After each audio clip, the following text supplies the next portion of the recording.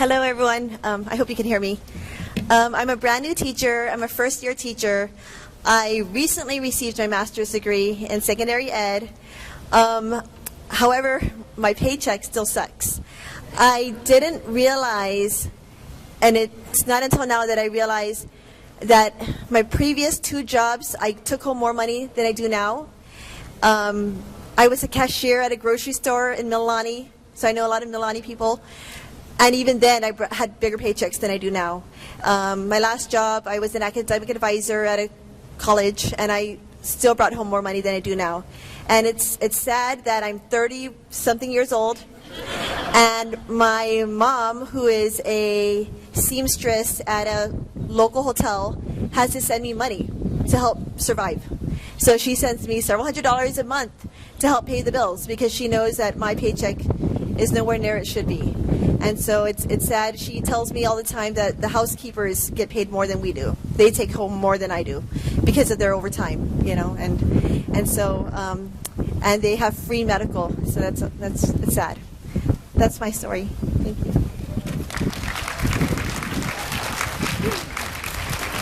And as veteran teachers, I know that you are willingly devote your time for the new teachers, whether you spend time with them, whether you're giving them whatever you have. You know, I do that every year. I'm like, what do you need? Let's see what I have and give it to them because we want to help them out.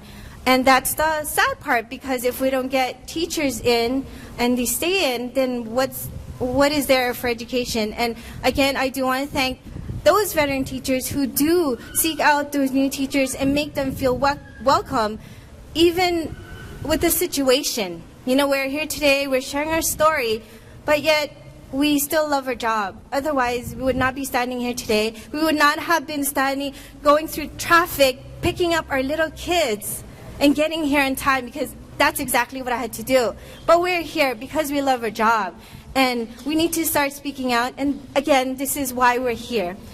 So finally, I'd like to bring up Corey. Corey, if you don't know who he is, or if you never put a face, this is the guy. This is the guy who started it all. It was his vision. I'm still speaking. Okay, he chose me.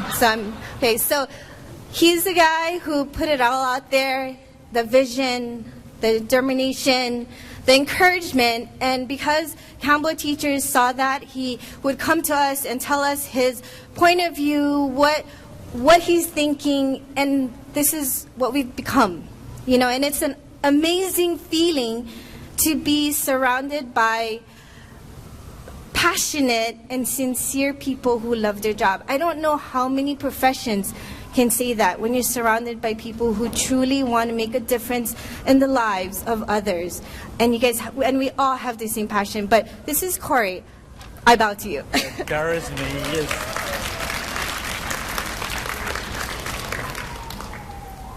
Thank you all. I want to thank you all for coming today. I mean, seriously, it warms my heart to see teachers from literally across the island that came out today.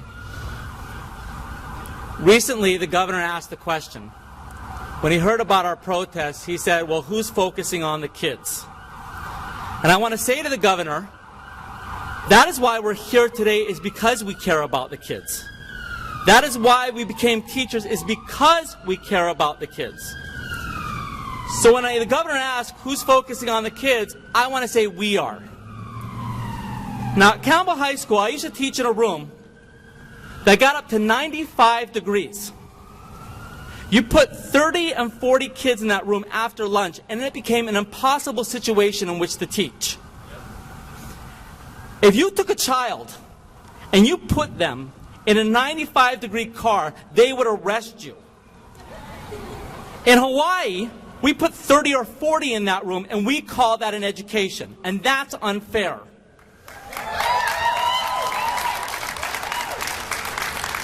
So, Governor, when you ask who's focusing on the children, we are, and that's what we're saying is wrong. You know how I fixed that problem of air conditioning in my classroom?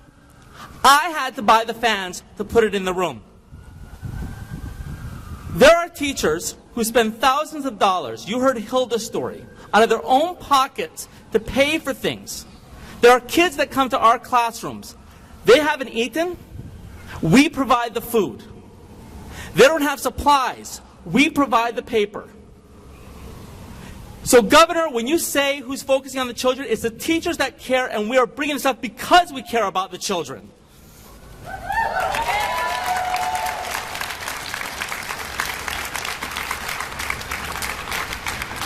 Recently, Barrington's High School's auditorium collapsed.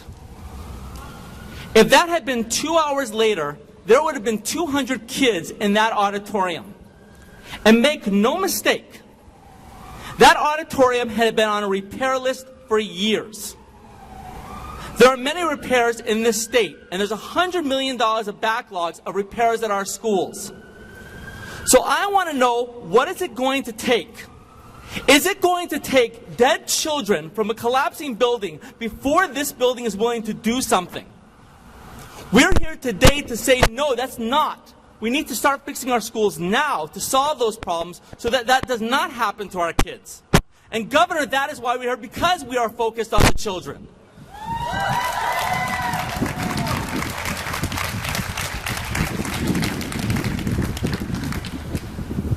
Study after study shows the most important thing in the classroom is having a quality teacher. But this state pays its teachers the worst in the nation when you look at both cost of living and comfort level. Now, I already hear the response to that. They're going to say to us, well, the cost of living in Hawaii is high for everyone. But one of the first things we did when we started this is we started to look at other districts that have a high cost of living. And what we found was, in those districts, they pay teachers 60 to 90% more than they pay teachers in Hawaii.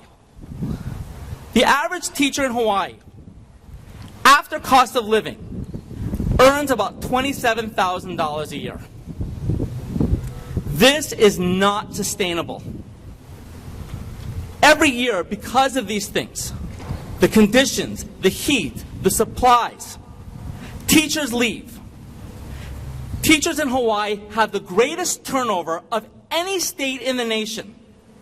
56% of all teachers leave every 5 years.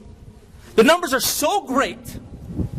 The numbers are so great that we cannot find enough people to fill those classrooms. Every year we need emergency hires. Now, some of these emergency hires are great teachers, but even they would admit they need time to learn the profession. And if their salaries are going to grow, they're going to leave. And the next year we're going to have another 1,600 teachers that we need to fill. That needs to stop now.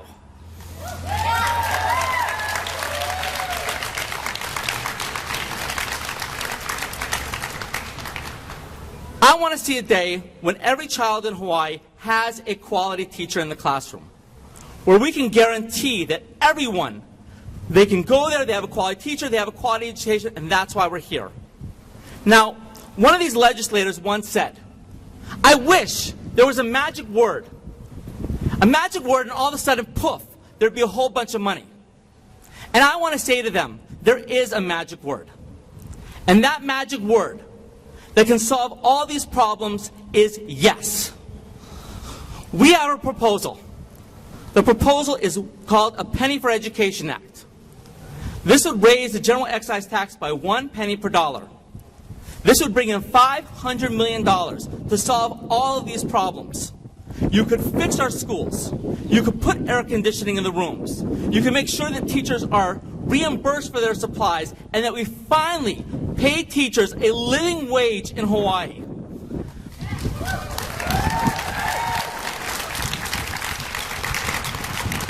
Now, some of the legislators in this building are going to say this. They say we can't do it. Economy's too bad. Then I want to ask them this question. Let's cut taxes. Let's cut taxes, and let's cut education by $500 million. But there'll be a consequence.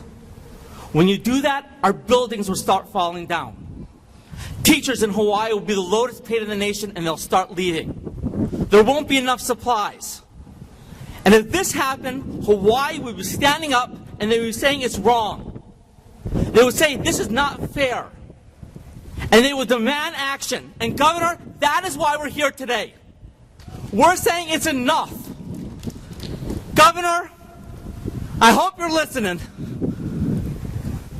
Because I want to say we're here because we are focused on the children. Thank you.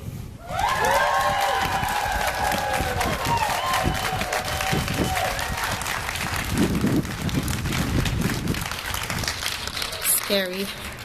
Corey's so scary, but so passionate. That's why he's here today, and we're all here today.